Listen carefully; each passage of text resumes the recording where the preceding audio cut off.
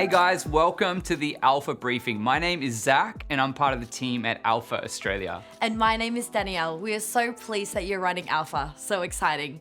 Each week, we're going to share a few top tips to help you run the best Alpha small group. So it's week 1 of Alpha and we are looking at the question, is there more to life than this? Coming to Alpha can be really daunting, particularly for those who don't go to church.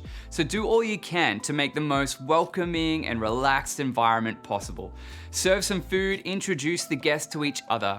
You know, in Australian culture, particularly in men, they relax in social settings as soon as they have a drink in their hand. So do whatever you need to do to get a drink in people's hands as soon as possible. After the talk, the main aim of the small group is to get to know each other and give everyone an opportunity to speak. We found that people are far more likely to come back on week 2 if they speak on week 1. So we'd suggest using an icebreaker like the name game from team training if you're meeting in person, or something fun and engaging if you're running online. That's right. Then you could ask the group, how did you come to be at Alpha? Try and start with a guest that seems least excited to be there.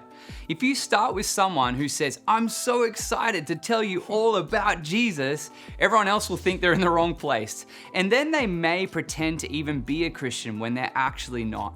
Whereas if you start with a person who's been persuaded by a colleague or dragged along by a friend, everyone else will breathe a sigh of relief and will be more likely to respond openly and honestly. You could then ask, if it turned out God existed after all and you could ask one question, what would it be? We're not assuming God exists or that God is male or female, so phrase the question carefully, and as people say their question, the skill of the host is to encourage anyone who speaks and write their question down, showing the guests they've been heard. Finally, if there's time, you could ask, what do you think about the idea of there being a spiritual side to life? This is a great way to really go deeper in the discussion.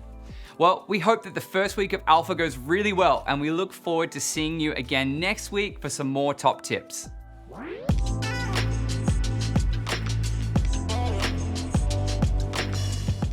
Hey, I'm Skip, and I'm here to give you my top tip each week.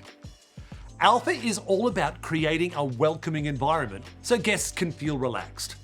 Just imagine you've decided to host a dinner at your place and you've got a bunch of new people coming over. You would do whatever you could to make your guests feel at ease. You'd want them to leave thinking they would love to come back.